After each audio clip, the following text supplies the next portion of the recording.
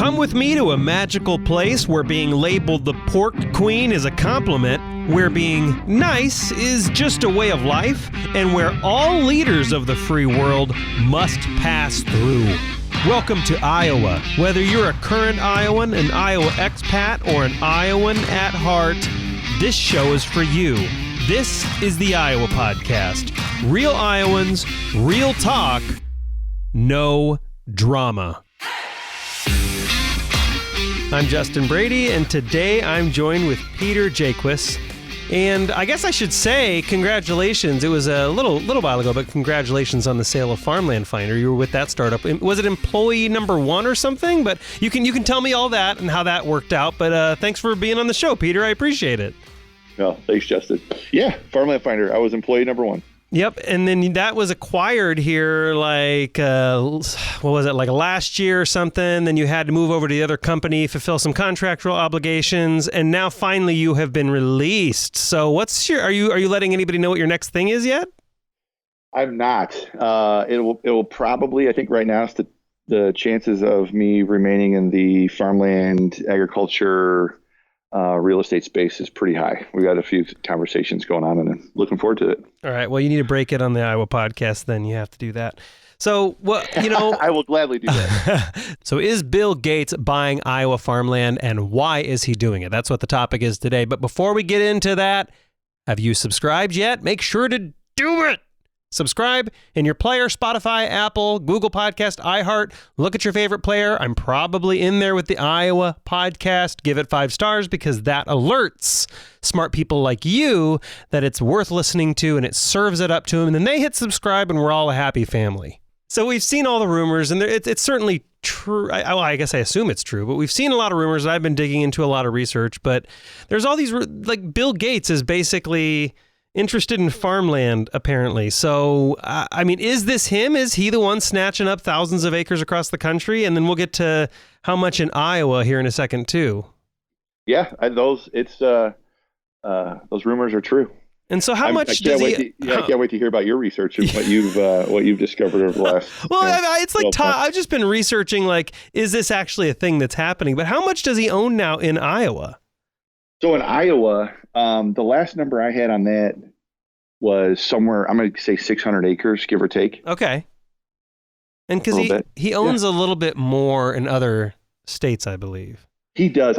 So when you wanted to have this conversation, I went and made sure that my notes were as current as I could make them and thought through. And I had several clients here in the last year that it's interesting how emotional we can get when we hear about a guy like Bill Gates investing in something that, especially here in Iowa, is an asset that we hold really near and dear, right? As an agriculture state. It's like, wait a minute, the Bill Gates, depending on your perspective on who he is, you can get pretty conspiratorial about it. And, it's almost evil. The tenor, right, that comes with it. Like, oh my gosh, what is he doing? He's up to no good. But so nationally, so here are the numbers nationally. Nationally, it looks like, so as best I can tell, he owns somewhere between 240 and 300,000 acres of land. Wow. So I think he's transacting a lot too. So that's, at any given moment, it's going to go up or down. Of all of those hundreds of thousands of acres, it looks like somewhere in the 240 to 260 range is agricultural land, and then the rest is what we'd call like transitional land. So it's going to be land that's in the growth pattern or growth rings of a metropolitan area, something that'll be development, let's say in the next 10 years, 15 years. Right. So there are some areas he's assuming there's going to be huge development, big buildings, major interstates or something. And so he's buying up that land and sitting on it so that he can sell it for a premium, basically. Correct. Yeah. He'd make his margin. He'd make a great profit when he disposes of it to the next, the next phase life cycle that land holds for a community. But I think the big question, like a lot of Iowans would probably be interested in, is like, why farmland though? Because some of the stuff he's buying is out in the middle of nowhere. And so like, why, and I don't know if you have all the answers, obviously, because I'm going to ask maybe why anyone with a lot of money would want to buy farmland here in a bit. But is there any indication on if he is doing something specific with it? So, all right. So back to the conspiratorial conversation. Yeah, you can go ahead and run down some of the things you've heard. That might, because yeah. So there's been stories, right? Rumors with like, oh, he's going to buy all these hundreds of thousands of acres, and he's going to somehow control our food source. As a for instance, or it's going to be his way to manipulate and influence, food production. Or I heard somebody speculating that, oh, he's going to buy these hundreds of thousands of acres, and by controlling that, he's going to somehow manipulate the markets, and we're not going to eat beef anymore. It's going to become all plant-based food. And some of this is a reach, and it's so to put this in perspective, in the United States right now, my source on this is the USDA. In the United States right now, productive farmland, we're looking at just under 900 million acres. So the idea that a man as influential as Bill is, that just his acres, so and let's even round up. I mean, you can almost double his acres. Let's say he had 600,000 acres personally. Right. That's still less than 1%. It's a fraction of 1% of the actual productive farmland in the country. I love a good conspiracy, by the way. Yeah. As I'm like kind of like poo-pooing that. Like, I love the conversation of like, oh my gosh, what's going to happen next? It's a page turner. Love to have that conversation, but it's such a small percentage. Yeah, and basically, if he's going all Dr. Evil on it, he's doing a pretty poor job. There you go. What you're saying. There you go. Exactly. Yeah, exactly. that's good. 1 million acres. Like, okay, you got 900 more. 900 million left to go, buddy. Yep. Good luck. Because I mean, I think the conspiracies probably come from like where all conspiracies come from, right? I mean, obviously there are probably some conspiracies that are probably true, but most of the wacky conspiracies come from just a tiny fragment of truth. Like, he has spoken out, he's concerned about food insecurity. He has spoken out about biofuels. He has that organization that I think he started with his wife originally, his foundation, Ag One, I think. It was like helping developing country farmers access ag tech tools. There's some, like you said, the meatless burger thing. I think he's invested in a couple meatless burger companies. And then there's also Pivot Bio too, like the nitrogen company out of California that is like, are you familiar with the Pivot Bio stuff at all? I'm not. Okay. Yeah. But if it's in nitrogen, is that on the fertilizer side then? Yeah, it's on the fertilizer side. So I think this is why a lot of people are like, oh, is he buying testing property for this stuff? So, I mean, I guess that's possible. He could be buying testing stuff, maybe. He could be. The other market that's still, and pun intended, pretty green right now that I think is on its way to maturity in the United States. It'll be interesting to see if the private markets end up helping with the maturity of this, or if it takes a government hand to help with this. But it's the carbon markets and the idea of corporate, environmental, sustainable governance, social governance. Sorry, the ESG movement. This is a theory or a conspiracy, if you will, around Bill and some other corporations that somehow have ties to farmland that I think probably has some of the most merit. I think you look at some other more mature carbon markets like Australia, as a for instance, where the government came in and regulated the ability for corporations to be, at least on paper, if you talk to our local farmers and some of the practitioners, I think one eyebrow is still up a little bit on whether or not this is really helping or not. But when they come in with methodologies around the term of sustainable agriculture and work with the local producers to ensure that the soils and what the soils are producing for us are going to be ongoing for hundreds and hundreds of years, because there's a fear, right, that the topsoil is going to disappear, that we're not going to be able to produce anymore. We've got climate change coming, and it's going to move all this stuff. So with the ESG stuff, and I think there's probably more truth in that. I think Bill's good at looking ahead. He's a visionary, and I would guess there's more truth around that environmental aspect of it and how to start working in a sustainable manner to reduce greenhouse gases, for lack of a better term, while we're talking about it. And he's not the only family, by the way. So there are quite a few Walton family members. You've heard of Walmart. Mm-hmm. Yep. Quite a few family members in their own private way that are quietly, through various companies, investing in huge swaths of farmland specifically around sustainable agriculture. Well, so I'm glad you brought up the Walton family, because why? Because Bill's doing the same thing, right? I don't remember the name of the organization. I had it earlier. It doesn't really matter. Cascade. But yes, thank you, Cascade. Investment. Yeah. So why the third parties? Is it just because these are like financial brokers, or is there an actual reason behind them like having third parties buying this stuff for them? Is this when we get into like tax code and liabilities? And yes. I think I think it's probably more about protecting assets, and it's less about hiding their person, their face, and more about protecting their assets. It would be my hunch, right? So when it comes time, the worst thing happens. You have all your assets separated and protected in their own LLCs or corporate structure, and that gives them the best chance of keeping the wealth that they've accumulated. Got it. So it's less a trying to hide things. It's more a from a tax standpoint, they're saving money and protecting their investments, basically, because everybody knows about Cascade. I mean, you just Yeah, you can Google it right now. What's Bill Gates' investment arm in farmland? And I think Cascade Investments pops up. Got it.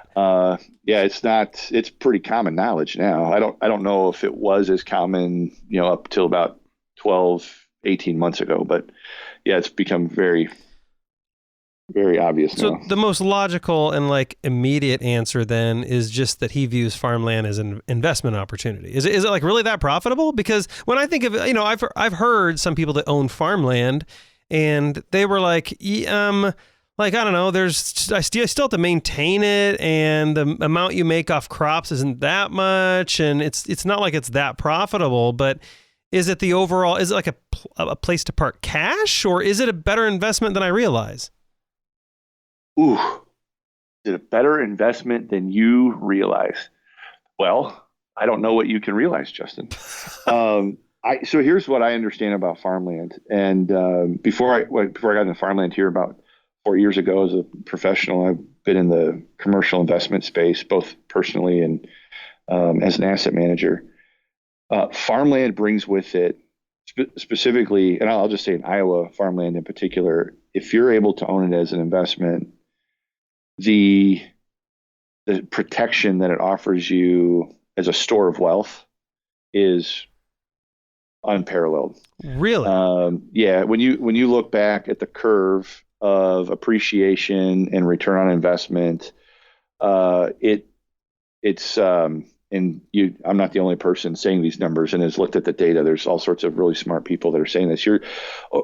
And first of all, let me say this too. It is impossible to time the market, right? So at any given moment, any of us could look at the data, pick a couple of dates, and if we really wanted to, we can probably find dates that if you bought it here and you sold it here, you lost money. Right. Yeah. It will happen. You can't avoid that.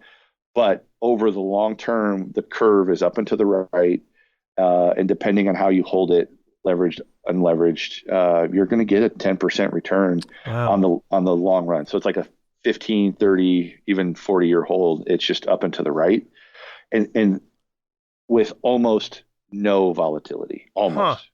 Right. So we've had farmland's had its ups and downs here in the last couple of cycles, but by and large, you compare it to what we're going through right now with the Dow and S&P and that type of stuff in the equity markets. You think back to 2008 and the volatility then, like you don't have that. You don't have that kind of those big moves in farmland. So it's just a real consistent, like I said, store value. So even if he like sits on it, he just buys all this farmland. He doesn't even farm it. He does absolutely nothing with it. He pays because he obviously has to pay taxes on, it's still property. You have to pay property taxes, right? if he does nothing with this stuff, he still comes out on top by just sitting on it, not maintaining it, not doing anything, not farming it. He still comes out on top in the long run. Oh, that's a great question. I would probably disagree with that thesis. Okay. I think as a landowner, to maintain that value, if it's, and this is one of the things that gives farmland a security about it. If a field can be productive right now, and I'd say definitely in Iowa, if there's a field that can be productive, it is being productive. Somebody is farming it. The idea that you would have a field that doesn't have a farmer, whether he owns it or whether he's renting it, it's being farmed and it is producing, and that's part of that field's value is in its capability of production. So I think for Bill, hopefully he's not getting that advice. I've seen the farm that he's got here in Iowa. I can promise you, it's got crops on it, and they're rotating it: corn, bean, corn, bean, corn, bean. So it just clicks along. So he's got tenants probably on each one of these fields, and in 10, 15, 20 years, he'll sell it and make a return. So I'm assuming that the people renting the property know they're renting it from him. I'm assuming that would surprise me if they don't. Is this is any of this, because I know there was a Microsoft data center that went out in the west, central Iowa. I don't remember, kind of Cumming area. Yeah, there's two of them. Yeah, is he? Is he looking at possible areas for other data centers, or is it just pretty much a land play and an investment strategy? Well, I can only speak to the other farm that I stood next to here in Iowa, and I can say pretty confidently it is not a site for a data center. It is outside of any growth rings. There's little to no infrastructure of size. So data centers in particular, lots of water, lots of electricity. So you have to have both of those resources available to make those things function properly. And this particular farm didn't seem to have those. So, now, I'm going from memory too. It's been a couple of years since I stood at it. So I guess I reserve the right to be wrong on that, but it would shock me if that was the case. So basically, buying farmland, as long as you're maintaining it and not just sitting on it, is a pretty good hedge against inflation. I would say that confidently, yeah. Yeah, that's interesting, especially when you see the market is kind of slower and you see farmland, you start getting 10% in general. Is that kind of generally speaking? Yeah, historically right now over 30 years, you see it's pretty easy to get a 10% return. Now, is this a new thing? Because again, reading up on it, it seems like this is not something that is a really, really old strategy. Rich people investing in portfolios that have tons of farmland is kind of a newer thing. So what changed? I think availability of information. I think that was one of the, Farmland Finder, you brought them up earlier. That was from a data standpoint, that was what we were looking at constantly, was the fact that there's this asset that has been around long before we even existed on the planet. And it wasn't what you would call mainstream or Wall Street investment quality. So I think with the availability of data here in the last 10 years in particular, data that the USDA has available, investors are able to look at it now with the optics that they needed to go, oh yeah, this is a wise investment. Let's do this. So earlier it was kind of like a savvy strategy. If you knew about it, you were kind of one of the cool kids. But now they have actual data that can view these gains. So, should we be expecting a bunch of Wall Street investors to be coming into Iowa and schmoozing farmers to buy farmland? Is this going to be a thing now? So I think the short answer to that is yeah. Now I can say, one of the things I can say about Iowa, there's legislation in place right now that makes corporate ownership of farms a bit scary. If you come from out of state and you read our legislation, it keeps a lot of large funds out. We look at some of our neighboring states, Illinois, Indiana, Michigan in particular, are a couple that have a significant amount of holdings that are held corporately. Now, real quick, I love to say this for any Iowans listening that aren't aware of this. So the statistic right now is most farmers actually rent something like 40 to 50% of the fields that they farm. Wow. Okay. So, and I there's just my opinion, the information I see, and as I learn more and more every day, I think we'll see that. I think we'll see that ratio continue to climb. Um, just as an investment, as an asset, there's so much money in the investment world looking for safe places to go. In today's world in particular, that's hard to find, hard to see, especially if you're Right. trying to avoid volatility. Sure. We'll see more of that. Especially So, like right now, you don't want to be in the stock market, oh And gosh, I'm not a financial advisor, blah blah blah blah blah, all that yeah, stuff. I'm not all an the fine expert, print. Yep. but the stock market, at least the stock market I've been watching as an amateur, is volatile, and so things that are more stable and getting you a solid 10% over a long period of time is kind of tempting. Obviously, it makes sense to me why big corporate entities and big investment firms would want to buy farmland if it's gaining 10% over the long term, right? But why would the Iowa legislature want to block corporations from buying farms? Well, what's their incentive? What's their motivation? I think, boy, and I hope this stirs up. I hope this stirs up some conversation. Me Justin, too. as your listeners. Yeah, this will be Me great. too.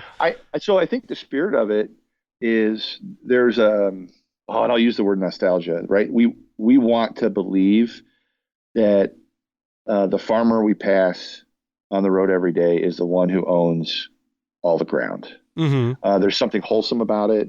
I mean, just speaking personally, I think there's something comforting, and there's almost like a security around it. Just thinking, hey, the farmers who, by the way, I've had a privilege of meeting hundreds now and talking with them about their operations and learning about their equipment and their methodologies. Mm-hmm. Without a doubt, the smartest people I have ever met. It is an amazing calling, and they do this for a margin professionally that just is makes my eyes cross a little bit. They do it because it's a passion, and they do it because it's a calling. They do it because their family does it, and they are the smartest, hardworking people I've ever had the blessing of knowing.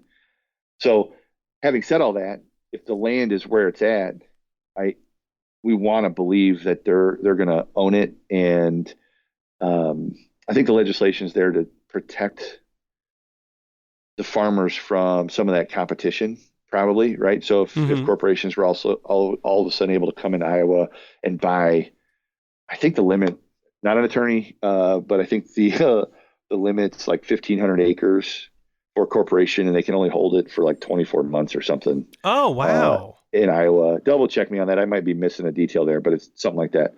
And so that'll keep them out. If that wasn't there, they can come in and buy 1,500 to 6, 10, 50,000 acres at a time. That would create a competition, and land values in Iowa are already record setting, right? The whole agricultural world watches our state and a couple of the other I states for farmland prices. It would create even more competition. So I think it's a way to kind of keep it reasonable for our farmers, would be my hunch. I think that's the spirit of it. I don't know if it's actually functionally doing that, but I think that's the spirit of it. I mean, a landowner, someone who owns a farm and wants to sell it, might say, yeah, that's great, but I don't mind a lot of healthy competition and prices going up because I'm the local farmer that owns the land, and I would like to sell it for a premium. So it's like, does it actually help farmers or not? Or are there both sides to that coin? Or both sides to the other side of that is, the statistic, let's say it is 40% of the farms are rented. That means it's owned by somebody who, and I've seen farmers rent from other farmers just because the field was, too far away from home base or something like that. But I think statistically, of that 40% rented, the majority of those fields are probably owned by an absentee landowner. Maybe grandpa was the farmer and the land has just been passed down through the estate, something like that. Like they're not benefit when it comes time for them to sell that asset. As a seller, they're not benefiting from that legislation, because they're the one, as a seller, they benefit from a more competitive market. So right, that's the other side of that. That's the other side of that coin. So if the farmer's the buyer, and we don't want more buyers, corporate buyers in the marketplace, all right, we do this legislation and protects them from paying too much for farmland. So Yeah, So if somebody else knows a different story around that motivation, can't wait to hear it. yeah, I mean, and obviously anybody can reach out to me, howdy@iowapodcast.com, and I'll reach out to you. I'd like to have you on here. But if anybody is like looking at selling farmland right now, is this a good time to sell? Should they not? Should they be careful of selling to certain corporate entities? Like if someone came to you and asked you for your advice, what would you tell them? Oh, that's a big question. I would have some questions. I would have some questions if they asked me that question. Is now the right time to sell? I think it's more about what the long-term vision is for that. I mean, if somebody comes to me and goes, "I have to have cash, and the only asset I have is this 160 acres of farm," well, then the answer is pretty easy. Then you need to sell. Um, but I think there's a big question around that. So you're basically, I think overall markets, though, to your point, though, too, overall markets, I mean, there was a significant run up in values coming out of 2020. We're setting land prices in counties all over the state on a pretty regular basis still from a farmland value standpoint. It's very competitive. Our farmers have done well, so that part of that's our farmers have done well with crop prices here the last couple seasons and timing, so they have some dry powder to buy land as well. So it's made it more competitive for the farmer owner as well. So basically, if you don't need the cash, just keep it for a while because you're probably going to pay taxes when you sell it. And right now, if you keep it and someone's farming it, it's just going to go up in value, and it's a great place to park your cash. It's kind of what I'm hearing. And there's some nuance in there, obviously, but yeah, there's so much pride in ownership. That's the other interesting thing about the farmland market. Yeah, well, yeah, my family owns a farm. Like just being able to say that comes with a certain amount of pride. Yeah, not just to mention the accumulation of wealth that comes with it. Do we see like investors then start to move and create entities in Iowa? Is that like a long-term thing the legislature is going after? We don't want you acquiring our property from other states and making money. If you want to acquire that property, you got to move here. You got to put your business here, your investment firm here. Then once you live here and operate here, you can invest in it. Is that like, are we going to see a rise in people trying to move to areas that have a lot of farmland to invest in it? Is that a potential scenario? Is that wacky? That, just being candid, I don't know. That felt a little wacky. Yeah, I think that's fine. I'm not an expert. No. So from a structure standpoint, so what we've got to look at, so the restriction here is if you as an individual, yeah. So individuals could do this, right? Like individual investors that live in Iowa and you're a resident here, that might be a good strategy for you to invest in farmland to hedge against inflation and some volatility. Sure. Well, somebody will need to double check me on this too. But as an individual, you can be in Illinois, you can be in New York City for all I care, and you can come and buy farms in Iowa as an individual, and there's no restriction to that. Interesting. Okay. It's specifically corporate. So if you don't have any one person, individual that owns the majority of the company, that corporation cannot own farmland. Interesting. Somebody's going to go. I mean, it's been 12 months since I've specifically read that piece of legislation, Justin. So I'm sure I'm screwing something up, but I'm close. Yeah. I'm close. No, I get it. So if there's someone like, because you mentioned people like inheriting farmland from relatives, people who have lots of farmland. For people who have it right now, what's the advice, the lasting or the advice you leave them with? What's the Peter Jaques recommendation for what they should do?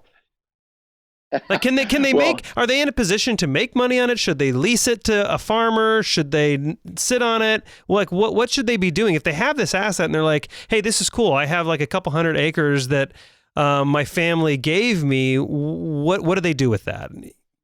They don't need the cash. Like, what do they do with that? If they don't need the cash, I'd say get to know your farmers. The farm rent business is incredibly competitive. It's the most polite, competitive industry, ruthless, frankly, industry I've ever seen. These guys, these men and women who are farmers, when it comes to competing to rent a field, they are tough as nails, and I'd put them up against any Manhattan shark out there. And I mean, just incredibly smart, know how to make a deal and get what they need. And they know the numbers too. They'll know their farm real well. Mm-hmm. So I would say if you don't need the cash, I'd say get to know your farmers. If you're out of state, reaching out to a person like myself or other local farmland professional that knows the community and can introduce you to some other farmers. And I'll make sure to put your LinkedIn in the show notes as well. So just iowapodcast.com/Peter Jaques. Peter Jaques, formerly of Farmland Finder. And again, congratulations on the acquisition. Is LinkedIn the best place to reach out to you? That's a great, my email is peter@Jaques, JAQUES.co. And I appreciate you being on the Iowa podcast. Thanks for coming on. Well, Justin, thanks for having me. What a pleasure. And to my fellow Iowans, Iowa expats, and Iowans at heart, thanks for listening and subscribing to the Iowa Podcast.